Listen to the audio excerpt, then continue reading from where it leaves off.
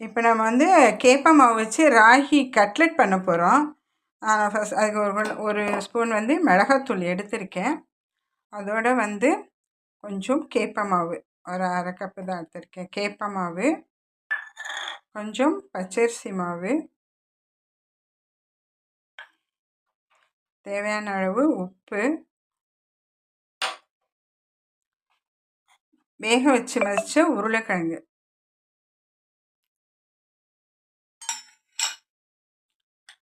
இஞ்சி பூண்டு சின்னதாக கட் பண்ணியிருக்கேன், அதையும் போட்டுக்கலாம். கேரட் துருவினது. இப்போ இது எல்லாத்தையும் நல்லா பிசைஞ்சு ஒரு உருண்டையாக உருட்டி வச்சுக்கலாம். செஞ்சாச்சு. இது எல்லாத்தையும் ஒரு சின்ன சின்ன வடை மாதிரி தட்டி வச்சுக்கலாம். இப்போ நம்ம எல்லாம் தட்டி வச்சாச்சு.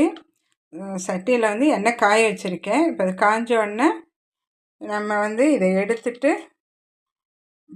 பிரெட் க்ரம்ஸில் வச்சு தொட்டுட்டு எடுத்து போட்டுடலாம்.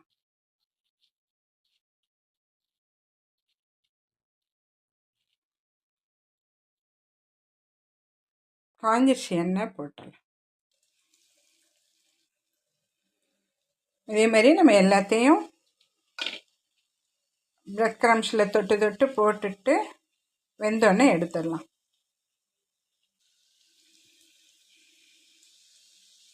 ஒரு பக்கம் வெந்துருச்சு, திருப்பி விட்டுடலாம்.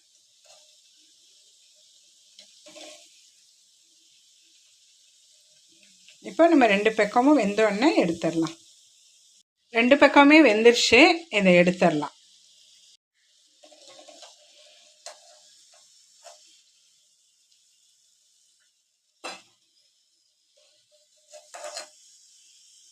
சுவையான ராகி கட்லெட் ரெடி. நீங்களும் இது மாதிரி செஞ்சு பார்த்துட்டு கமெண்ட் பண்ணுங்கள், லைக் பண்ணுங்கள், ஷேர் பண்ணுங்கள், மறக்காமல் சப்ஸ்கிரைப் பண்ணுங்கள். தேங்க்ஸ் ஃபார் வாட்சிங்.